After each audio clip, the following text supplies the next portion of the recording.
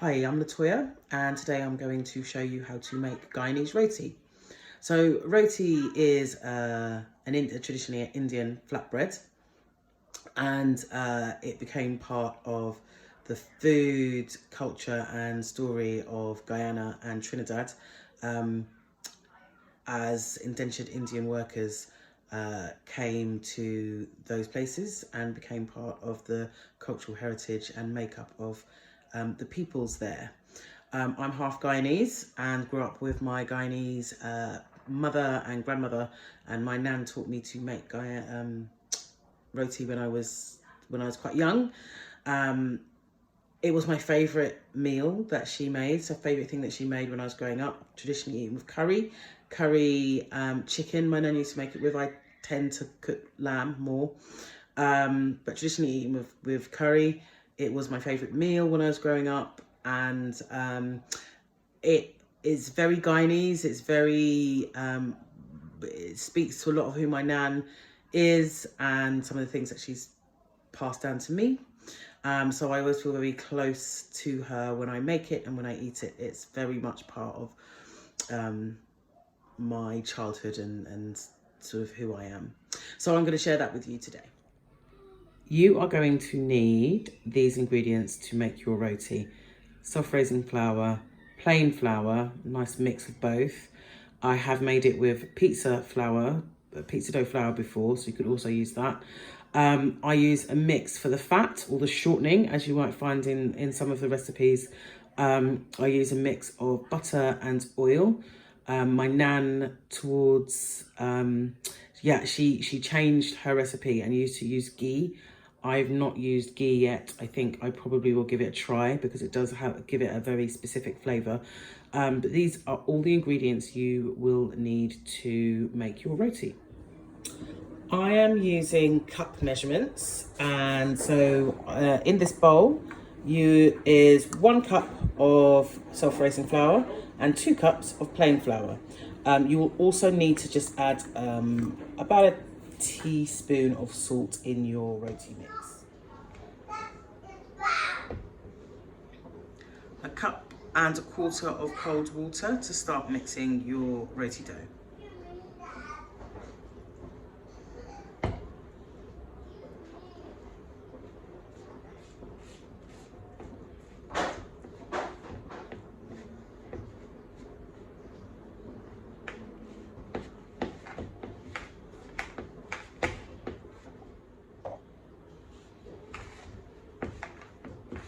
You'll need about 1.25 cups of water, of cold water to start mixing your roti dough.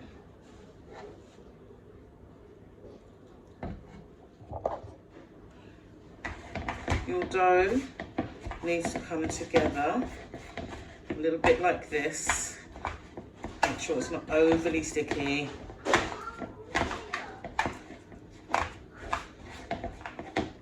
Forms a nice, picks up all the dough from the bowl and forms a nice dough which you are then going to cover with a wet tea towel or wet kitchen roll and leave for about 15 minutes.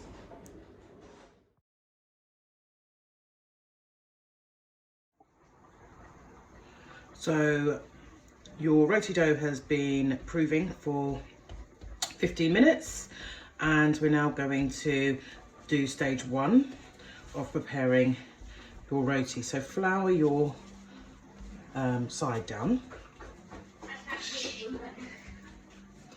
And the mixture, which was 2 cups of plain or all-purpose flour and 1 cup of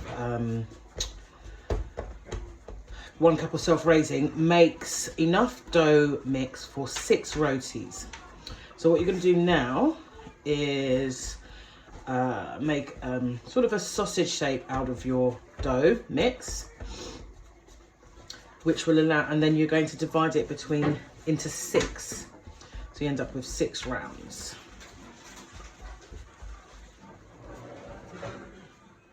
So this is a really important stage of making roti. I've divided our dough into 6 pieces, which will make you 6 rotis. And I am now beginning to get them ready for the next phase. So here I have a bowl which has got a mixture of melted butter and olive oil, some greaseproof paper. You have rolled each of your pieces out into a round, or as round as you can get them. It's a bit more rectangular. So you will spread your oil and butter mixture, or ghee, or shortening, over the surface of your roti.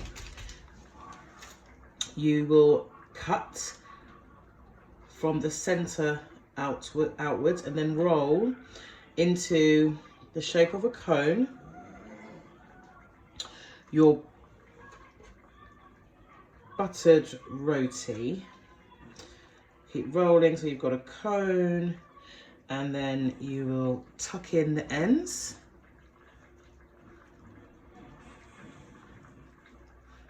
Now, this process helps to keep the roti moist when you cook it in the pan, but also helps to create the lovely layers that you will see once your roti is cooked. So that's 6 pieces, all buttered and wrapped into funnels, tucking the tops in, and cover that with a wet towel or kitchen roll and leave for about 20 minutes. So after you have put your roti into 6 and you've covered it with your butter and oil mix and let it rest for 20 to 30 minutes, you will flour your side once again and roll them out into round discs and get them ready to cook. So here we have a flat griddle pan. It's not flat, but a round, flattish griddle pan. And the roti goes in on just a hot pan, not an oiled pan. So what you'll use is the rest of your butter and oil mix to add the fat to the roti while it's cooking. And you will cook the roti for sort of maybe 30 to 40 seconds on each side, and when you've done that you'll flip it, and you'll do this maybe 2 or 3 times. Each time you flip it, you'll just oil the surface of the roti once again.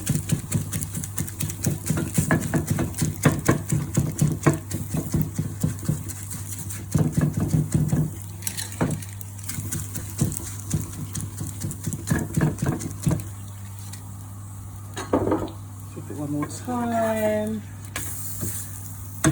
Colour like this on the surface of it. Another 30 seconds and then your roti is done. Now, the very last thing you will do with each of your rotis after you take them out of the pan is to clap them. Now, this is one of the things that I remember my nana, the sound of this so well from when I was growing up. But all the work that you did in putting putting the fat onto the roti in the stage before this one, rolling it into a cone, tucking the ends in and leaving it to sit. What that does is create really, really beautiful layers. And you are now going to lift the roti and clap it between your hands, and this helps to bring out all those lovely layers, nice and soft and ready for you to eat with your curry. So that's 6 rotis. I'm making chicken curry. I've made chicken curry to go with it. So I will be enjoying my roti with my family today, and I hope that you really enjoy making your own roti, and thank you for sharing your time with me to learn how to make roti.